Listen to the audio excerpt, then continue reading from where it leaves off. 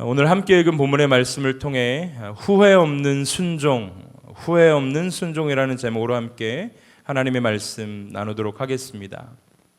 얼마 전에 제 아내가 이제 요즘 학교에서 배드민턴을 좀 배우고 있는데 어깨가 아파서 한동안 좀 치료를 받은 적이 있습니다.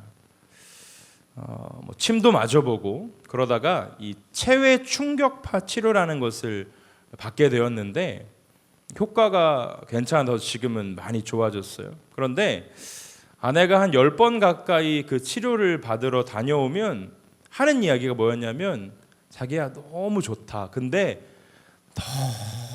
너무 아프다는 거예요. 그래서 저는 이제 워낙 제 아내가 과장이 없는 사람이기 때문에 진짜 그렇게 아픈가 싶었어요. 근데 다녀올 때마다 좋아졌는데 너무 아프다는 거예요. 그래서 제가 뭐 얼마나 아프다고 이렇게 엄살을 피워라고 핀잔을 제가 주었던 기억이 있습니다. 그런데 제가 지난주에 어깨가 안 좋아서 치료를 좀 받았거든요. 여러분 아시다시피 제가 또 우리 목회자 야구팀 또 에이스 투수 아니겠습니까? 그래서 이제 비시즌 잘 준비해서 25시즌을 또 이렇게 연봉 협상 없이 돈 못 받고 돈 내면서 지금 야구를 하고 있는데, 그래서 겸사겸사 통증이 있어가지고 갔어요. 근데 선생님이 주사를 좀 맞아보자고 하시더라고요. 근데 예전에도 주사를 맞았는데 효과가 없어서 제가 아내 생각이 나가지고 선생님 저 혹시 충격파 치료라는 걸 좀 받을 수 있을까요? 그랬더니 괜찮다고. 그래서 충격파 치료를 받았는데 치료를 받으면서 제가 아내 생각을 많이 했습니다. 역시 우리 아내는 과장이 1도 없는 사람이었구나. 너무 아픈 거예요. 제가 얼마나 아팠는지 처음 보는 물리치료 선생님 손을 잡았어요. 선생님 살려달라고.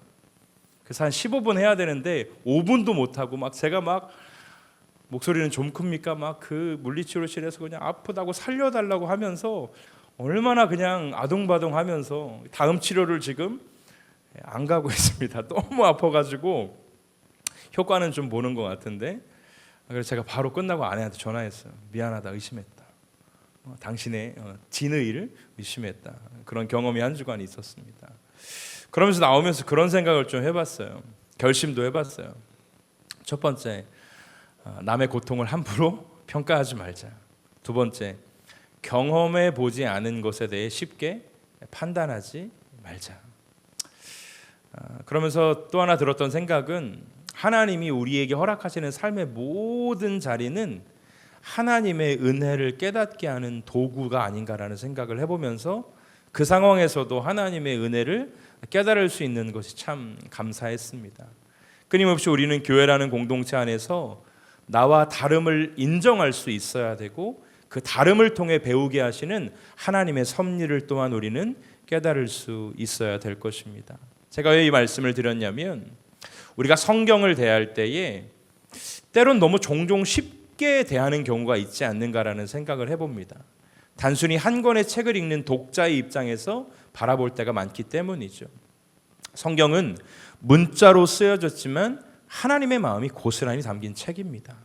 그리고 그 하나님의 마음의 중심은 사랑입니다. 그래서 성경 곳곳에 하나님의 감정이 숨겨져 있습니다. 사랑이 근간이 된 질책, 분노, 안쓰러움, 슬픔 이런 것들이 표현되죠. 이것은 하나님의 철저한 의도입니다. 하나님 백성의 본래의 자리로 돌아와 하나님만 섬기는 하나님의 자녀로 살기를 바라는 하나님의 의도 말입니다. 오늘 함께 읽은 이 본문을 통해서 특별히 하나님께서 우리를 순종의 자리로 부르신다라는 것을 다시 한번 같이 깨달을 수 있었으면 좋겠고, 그 부르심의 자리에 합당하게 살아가는 삶이 얼마나 바르고 복되게 세워지는지를 함께 깨닫는 소중한 시간이 되기를 주님의 이름으로 축복합니다. 우리가 지금 여호수아서를 묵상하면서 이스라엘의 가나안 정복 전쟁 과정을 지금 지나고 있거든요. 특별히 오늘 본문은 이스라엘이 아모리 족속을 멸절한 그 여세를 몰아서 가나안 남부 지역을 정복한 사실을 보도하고 있는 종결 부분입니다. 이 본문의 기록에 의하면 이스라엘이 가나안 남부를 정복한 일은 그리 어려운 일이 아니었다라는 것을 우리가 알 수 있거든요. 그런데 그것이 단순히 군사력의 문제였을까요? 이스라엘의 어떤 전쟁, 전략, 지략의 탁월함이었을까요? 그렇지 않다라는 것 우리는 알고 있습니다. 하나님께서 이스라엘이 가나안을 정복해 나아가는 모든 과정 가운데 함께 하셔서 하나님이 싸우신 전쟁이라는 것을 우리는 기억해야 될 것입니다. 우리가 여리고 전쟁과 아이성 전쟁을 지난주에 비교하면서 인간의 본성에 대해서 깨달을 수 있었죠. 승리할 수 없었을 것 같았던 승리를 쟁취한 사람들에게 찾아오는 건 하나님에 대한 절대적인 신뢰가 아니라 교만함이었고 자기 공로였고 자기 수고였단 말이에요. 그래서 하나님을 찾지 않았기 때문에 결국은 아이성 전투를 참패했던 것 우리는 기억할 수 있습니다. 하나님께서 모든 과정 가운데 함께 하셔서 하나님이 싸워주신 결과가 오늘의 이 가나안 남부 지역을 정복할 수 있는 이유였던 거죠. 물론 그 이면에는 여호수아와 그를 따르는 이스라엘 백성들의 순종이 밑바탕이 되었던 것입니다. 사랑하는 여러분, 지금도 여전히 주님은 우리의 삶에 함께 하셔서 우리가 승리하는 삶을 살도록 인도하신다라고 저는 확신합니다. 왜냐하면 그것이 하나님의 기쁨이거든요. 하나님은 하나님의 백성들이 하나님만 바라보고 의지하며 살아가는 가운데 승리를 쟁취하고 그 승리의 기쁨으로 하나님께 영광을 돌리며 살아가게 하는 그것이 하나님의 기쁨이라는 것입니다. 그런데 그 승리를 위해서는 우리의 순종이 반드시 필요하다는 것을 우리는 이 아침 함께 기억할 수 있었으면 좋겠어요. 여러분, 오늘 본문 한 14절 정도 되는 본문이었는데 가장 많이 등장하는 그 문장 중에 하나가 바로 멸하였다, 멸절하였다 이런 표현이란 말이에요. 어린아이부터 노인까지 아무리 죄로 물든 가난한 사람들이라고 해도 그들을 칼로 베는 일은 사실 인간적인 정에 이끌리다 보면 쉬운 일이 아니죠. 그러나 여호수아와 이스라엘은 그 어려운 일을 변함없이 꿋꿋하게 해냈어요. 왜요? 하나님의 요구가 먼저였기 때문이죠. 여러분, 우리가 한번 그 상황에 이스라엘 백성이라고 쳐보자고요. 가나안 땅의 수많은 죄악으로 인해 하나님께서는 하나도 남김없이 그 땅에 거하는 모든 사람들을 멸절시키라 말씀하셨는데 거기에는 성경에 오늘 뭐라고 표현되냐면 어린 아이들도 있어요. 노년에 이르는 노인들도 있어요. 그런데 그 땅의 죄악으로 인하여서 그 모든 사람들을 다 칼로 베어버려라, 멸하라, 이 명령 앞에 순종하는 것이 인간적으로 쉬운 일이 아니었을 거란 말이에요. 그런데 어떻게 합니까? 그 일을 꿋꿋하게 해내요. 이유는 하나님의 요구였고 사사로운 감정보다는 하나님의 뜻에 합당하게 순종하는 것, 그것이 하나님께서 원하시는 것이라는 것을 여호수아는 알고 있었기 때문입니다. 하나님은 우리에게 큰 거, 위대한 거, 남다른 것을 요구하시는 분이 아니라 그의 목소리에 순종하는 자를 지금도 찾고 계시는 줄로 믿습니다. 우리 다 함께 사무엘상 15장 22절의 말씀 함께 읽어보도록 하겠습니다. 시작. 사무엘이 이르되 여호와께서 번제와 다른 제사를 그의 목소리를 청종하는 것을 좋아하심같이 좋아하시겠나이까? 순종이 제사보다 낫고 듣는 것이 수량의 기름보다 나으니. 무엇을 여호와께서 요구하십니까? 그의 목소리를 청종하는 것, 그의 목소리에 순종하는 것, 순종이 제사보다 낫다 이야기하고 있습니다. 여러분에게 이런 질문 한번 드려보겠습니다. 여러분, 순종 어디까지 해보셨습니까? 또 하나, 지금 여러분은 순종하며 살고 계십니까? 잘 짜여진 인생의 아름다움보다 하나님의 기쁨은 초라하고 못나 보여도 그의 목소리를 청종하고 순종하는 것을 하나님의 가장 큰 기쁨으로 여긴다라는 것, 오늘 다시 한번 우리의 신앙에 확실하게 강인할 수 있기를 주님의 이름으로 축복합니다. 주님은 그 목소리를 듣고 그 목소리에 순종하는 것 원하신다라는 것이죠. 제가 감명 깊게 읽었던 책, 우리 이은상 선교사님의 책 너 뭐하다 왔니? 라는 이 책의 일부분을 소개해 드리겠습니다.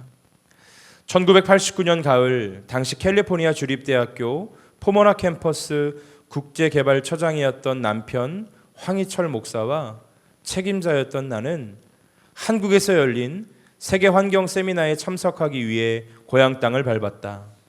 대한민국의 난지도 문제를 해결하기 위함이었다. 세상적으로 남부러울 것 없는 위치에서 그리스도인으로서 일익을 담당하고 있을 때 하나님은 나에게 조용히 물으셨다. 내가 너에게 좋은 것들과 많은 은사를 주었는데 너는 뭐 하다 왔니? 주님이 하신 그 짧은 질문은 우리 부부의 삶을 송두리째 바꿔놓았다. 복음 전도자로의 특별한 부르심 앞에 100% 순종의 길을 떠나게 된 것이다. 예수님이 타신 나귀가 되어 이런 곳에도 사람이 살까 싶은 곳까지 갔다. 물도 지나고 불도 지났다. 하지만 하나님의 한 영혼에 대한 사랑은 그 모든 어려움보다 컸다. 척박할수록 하나님의 사랑은 절절했다. 날 것의 복음도 단비를 마시듯 벌컥벌컥 들이키는 수많은 영혼을 눈물로 바라보며 천국잔치에 동참하는 영광을 누릴 수 있었다. 얼마 전 영혼의 동반자였던 남편을 먼저 하나님의 품에 보냈지만 장례식마저도 영혼 구원의 통로로 사용해 주시는 하나님, 그 복음의 꽃자리에 우리 부부를 앉게 하신 하나님께 감사하지 않을 수 없었다. 복음의 꽃자리는 순종하는 자만이 앉을 수 있다. 하나님이 너 뭐 하다 왔니? 라고 물으셨을 때 저 사랑하다 왔어요. 저 순종하다 왔어요. 라고 고백할 수 있기를 소망해 본다. 한 선교사님 부부의 일상을 그려낸 이 책은 저에게 이 순종이라는 것이 얼마나 큰 하나님의 요구였는지를 다시 한번 확인하게 되는 그런 계기가 되었습니다. 사랑하는 믿음의 동역자 여러분, 우리의 수많은 제사보다 하나님은 분명 순종이 낫다, 귀하다 말씀하셨습니다.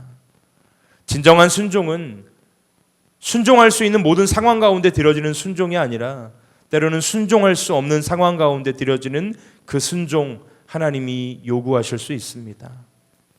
모쪼록 순종은 우리가 하는 것이 아니라 하나님이 우리 가운데 은혜를 부어주실 때에 믿음으로 감당할 수 있는 것이니 그 은혜를 누리고 그 은혜를 채우셔서 은혜 받은 자가 하나님 앞에 드릴 수 있는 최고의 것, 순종으로 하나님께 영광 돌리는 우리 모두가 될 수 있기를 주님의 이름으로 축복합니다.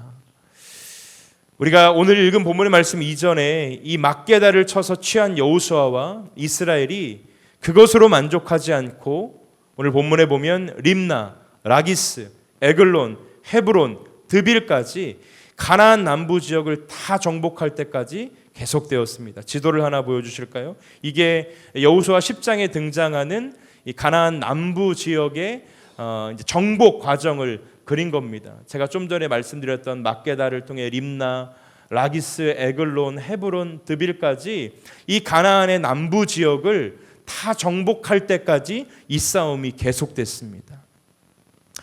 이스라엘은 하나님께서 약속하신 땅을 차지하기 위해 중단 없이 계속해서 전진합니다. 우리는 하나님께서 이스라엘에게 가나안을 주셨다라고 말하죠. 틀린 말도 아니고 의심하거나 부당하다라고 말할 사람도 없습니다. 그러나 이스라엘이 가만히 앉아서 그 땅을 받은 것이 아닙니다. 한 성읍 한 성읍을 차지하기 위해 먼저 목숨을 건 치열한 전투를 벌였고 한 성읍을 친 것에 만족하지 않았고 약속을 붙잡고 계속해서 전진했던 것을 볼 수 있습니다. 그 과정 가운데 순종할 수 있는 상황이 다 마련되어져서 순종한 것이 아닙니다.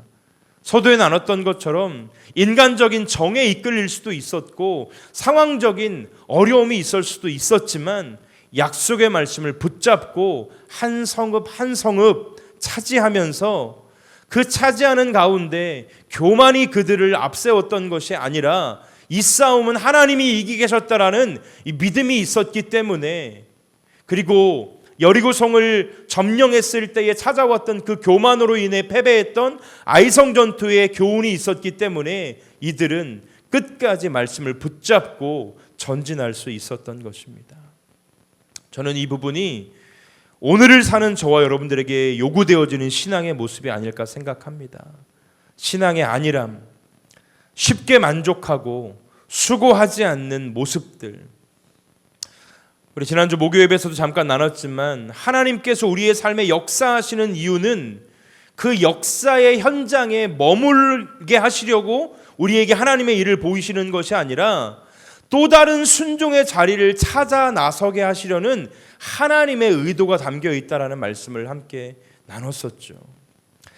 순종을 통해 받은 축복은 또 다른 순종의 자리로 나아갈 때 그것이 진정한 축복이 되는 줄로 믿습니다.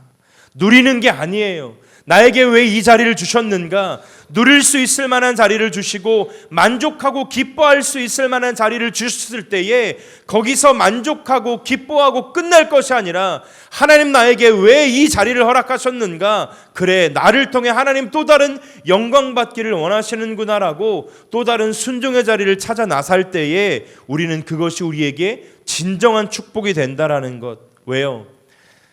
가장 많은 그리스도인들이 병들 때가 언제인가? 궁핍하고 뭔가 괴로울 때보다 누릴 만한 것들이 많이 있을 때 우리는 병들 때가 훨씬 많다라는 것이죠. 누릴 만한 것을 주신 것은 또 다른 섬김의 자리를 찾으라고 주시는 것이지 너네 잘 먹고 잘 살아라고 주시는 것이 아님을 여러분 기억하실 수 있었으면 좋겠어요. 내게 허락하신 건 내가 가진 것으로 끊임없이 누군가를 향해 섬김의 손을 펼쳐 나아갈 때에 하나님 우리를 통해 끊임없이 영광을 받으실 줄로 믿습니다. 안주하지 말고 안일함을 벗어버리고, 우리 함께 히브리서 12장 12절과 13절 말씀 함께 읽어보겠습니다. 시작. 그러므로 피곤한 손과 연약한 무릎을 일으켜 세우고 너희 발을 위하여 곧은 길을 만들어 저는 다리로 하여금 어그러지지 않고 고침을 받게 하라. 할렐루야.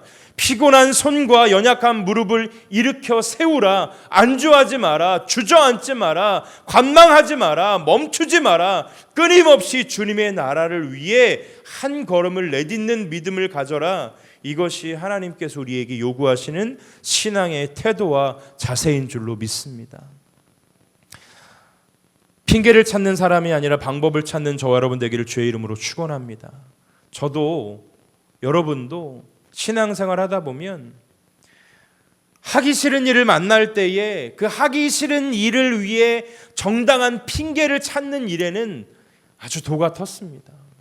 예배의 자리를 지키는 일도, 말씀 묵상의 자리를 지키고 기도하는 일도 핑계를 찾다 보면 하지 말아야 될 이유가 너무 많이 있죠. 그러나 우리는 핑계를 찾는 사람이 아니라 방법을 찾아 어떻게 해서든지 하나님께서 기뻐하시도록, 저는 그 생각 많이 하거든요. 예수님께서 그 마지막 십자가의 순종의 자리에서 핑계를 찾을 일이 없었을까요? 그런데 핑계를 찾지 아니하시고 어떻게 해서든지 그 하나님의 말씀 앞에 순종하였기 때문에 우리가 지금 그 은혜의 구원을 누리는 것처럼, 우리가 그 은혜의 구원을 받은 사람으로서 하나님 앞에 드려져야 될 우리의 삶의 모습은 핑계가 아니라 방법을 통해 어떻게 해서든지 주의 나라를 만들어가고 주의 나라를 세워가는 그 신앙의 자세가 우리 가운데 회복되어져야 할 줄로 믿습니다. 창세기 13장에 보니까 조카 롯이 다툼 끝에 요단의 온 지역을 택하며 아브라함을 떠났다라는 표현이 있습니다. 그때 허탈감에 빠져 있는 아브라함에게 하나님이 찾아오셔서 가나안 땅을 아브라함과 그 후손에게 주시겠다고 말씀하시면서 이렇게 말씀하세요. 우리 창세기 13장 17절 말씀 함께 읽습니다. 시작. 너는 일어나 그 땅을 종과 행으로 두루 다녀보라. 내가 그것을 내게 주리라. 피로함이나 만족함이나 감정의 상함이나 어떠한 이유로든지 주저앉지 말고 박차고 일어나 하나님의 나라를 위해 전진하고 또 전진해야 한다라는 것입니다. 이 시대에 많은 그리스도인들이 힘을 잃어간다라고 저도 생각을 합니다. 저도 어찌 보면 우리 선배 세대의 목사님들에 비해 너무나 나약하고 부족함으로 목회를 하고 있다라고 부정할 수 없을 것 같습니다. 그 신앙의 열심, 애씀, 수고, 우리가 거기에 속아서 열심히 일하는 것이, 열심을 다하는 것이 시대에 뒤떨어진다라는 이야기로 우리를 안위할 때가 있습니다. 그러나 오늘 다시 한번 우리는 이 말씀을 의지해서 주저앉아 있는 그 아브라함에게 나타내셔서 약속을 주시고 가만히 앉아 있지 말고 일어나 그 땅을 종과 행으로 두루 다녀라 말씀하시고, 히브리서 기자를 통해 피곤한 손, 연약한 무릎을 일으켜 세워 내 발을 위하여 곧은 길을 만들고 저는 다리로 하여금 어그러지지 않고 고침을 받도록 내게 주어진 삶의 자리에 최선을 다하라 말씀하시는 그 하나님의 말씀 앞에 순종하는 우리가 되어 이 땅에 하나님의 나라를 이루는 우리 모두 될 수 있기를 주님의 이름으로 축복합니다. 다 다르기 때문에 동일한 것을 요구하시지 않아요. 형편 다르고 건강 다르고 상황 다른데 중요한 것은 나보다 나은 다른 사람의 형편을 바라보는 것도 아니고 내게 주신 은혜가 무엇이고 내게 허락하신 사명이 무엇인지를 끊임없이 우리는 살피면서 각자의 삶의 형편과 상황에서 드릴 수 있는 하나님의 영광을 찾아 나서는 이 신앙의 여정이 우리 안에 멈춰주지 않아야 한다라는 것입니다. 뭐 그렇게 열심히 해 라는 말을 들을 때까지 열심을 내는 우리가 되기를 축복합니다. 그렇게 하지 않아도 복 받아, 우리가 생각하는 복 별일 없이 무탈하게, 그거 아니라 하늘에 쌓아질 만한 그 복이 우리 안에 있는가를 우리는 끊임없이 점검해야 될 것입니다. 사랑하는 동역자 여러분, 하나님 앞에서 혹 우리는 우리의 직무를 유기하고 있지 않는지 늘 말씀 앞에 점검하는 우리가 되어야 할 것입니다. 기도하면, 예배 가운데로 나아오면 하나님은 반드시 깨닫게 하시고 허락하시는 은혜를 통해 다시금 그 하나님의 기뻐하시는 순종의 자리를 차지하고 지켜내도록 선하게 인도하여 내실 줄로 믿습니다. 오늘 본문 40절 말씀에 보니까 여호수아가 가나안 남부 지역을 다 평정하고 나서 이렇게 고백해요. 이스라엘 하나님 여호와께서 명령한 것과 같았더라. 이게 무슨 말입니까? 하나님 하신 말씀이 성취되었다라는 거예요. 이스라엘 백성은 가나안 거민들이 강하고 그 성읍이 견고하다라는 것을 알고 있었습니다. 여러분, 제일 하기 싫은 일 중에 하나는 결과가 뻔한데도 해야 할 때, 그것처럼 하기 싫은 일 어디 있습니까, 여러분? 결과가 뻔한데도. 저도 운동 좋아하니까 여러분, 그 예전에 사실 그 미국 NBA 농구는 세계 최강 아닙니까, 여러분? 근데 2000년대 초반에 한국의 국가대표 선수들과 미국 NBA 그 선수들하고 그 농구 경기를 한 적이 있습니다. 근데 그 당시 우리나라 국가대표였던 서장훈 선수, 현주엽 선수가 무슨 얘기했냐면 살면서 제일 하기 싫었던 농구가 그날의 농구였다라는 거죠. 왜 그럴까요? 여러분, 현실적으로도 40점 넘는 점수 차로 졌거든요. 그런데 그 내용을 보면 가지고 놉니다. 여러분, 그 100점 넘는 점수 중에 덩크슛으로 한 점수가 60점이 넘었어요. 얼마나 농락당하는 기분으로 그 경기를 치러야 했을까요? 지금 이스라엘은 여러분, 가나안의 군사력과 가나안의 무기가 이스라엘보다 나았습니다. 그럼에도 불구하고 하나님이 명령하셨기 때문에 그 명령 앞에 순종함으로 나아갔는데 그게 그냥 된 일이 아니라는 거죠. 갈등이 있었다라는 거죠. 그럼에도 불구하고 여호수아와 이스라엘 백성들의 마음 가운데 이러한 믿음의 확신이 있었죠. 말씀하신 분이 하나님이시기에 이루시는 분도 하나님이십니다라는 고백으로 그 싸움의 자리에 나아갔을 때에 하나님께서는 신실하게 자신께서 하신 말씀을 연약한 이스라엘을 통해서 이루셨는데, 하나도 남김없이 여호와의 명령대로 이루어졌음을 이스라엘이 고백하고 있는 것입니다. 하나님을 향한 믿음과 소망이 이스라엘을 움직이는 힘이었던 거죠. 사랑하는 여러분, 여러분을 지금 움직이게 하는 신앙의 힘은 무엇입니까? 혹 신앙의 경험이십니까? 아니면 종교적 열심이 우리를 움직이고 있습니까? 세상 다 지나도 변하지 않아야 될 우리를 움직이는 힘, 동력은 하나님의 말씀이어야 할 줄로 믿습니다. 말씀이 우리를 움직여야 하고 이 말씀대로 우리의 삶이 움직여질 때 하나님의 영광을 우리는 드러낼 수 있는 것입니다. 이 말씀이 살아있고 지금도 역사하는 생명력 풍부한 하나님 자체임을 잊지 않으시기를 바라요. 말씀을 정리합니다.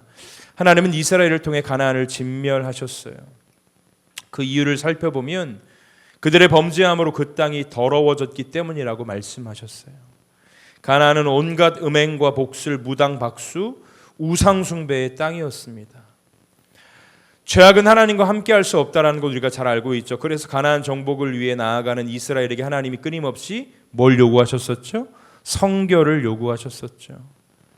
하나님의 요구가 많습니다. 여호수아도 이스라엘도 순종하는 것이 마냥 쉬운 일이 아니었습니다. 그러나 오늘의 이스라엘의 열매는 가나안 정복은 순종으로 이룬 것이라는 것을 그 누구도 부인할 수 없습니다.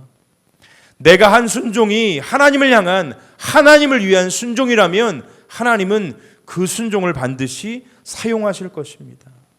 나를 드러내고 내 자랑을 위한 순종에는 하나님의 역사가 있을 수 없습니다. 신앙에서의 순종은 내 자랑이 아니라 하나님의 영광이 되어야 할 것입니다. 어차피 우리에게는 능력이 없습니다. 그러나 주의 말씀에 순종하면 그 능력에 하나님이 우리가 할 수 없는 일들을 이루시고 여리고를 무너뜨리시고 가나안에 들어갈 수 있도록 인도하시는 줄로 믿습니다. 말씀의 제목처럼 우리의 순종에 후회가 없도록 삶의 모든 자리에서 최선으로 하나님 앞에 순종의 제사를 올려드리는 저와 여러분이 될 수 있기를 주님의 이름으로 축원합니다. 어디까지 순종해 보셨습니까? 지금 순종하며 살고 계십니까? 그의 목소리에 청종하며 그 목소리를 들으며 순종하는 삶을 통해 오늘도 하나님이 역사하시겠다고 말씀하셨으니 먼저는 그 말씀에 귀를 기울이시고 그 귀를 기울인 말씀에 순종하는 삶을 위해 기도하시고 예배하시면서 하나님의 말씀을 결국은 성취해내고야만은 우리 흐르는 교회의 모든 성도님들 다 되시기를 주님의 이름으로 축복합니다.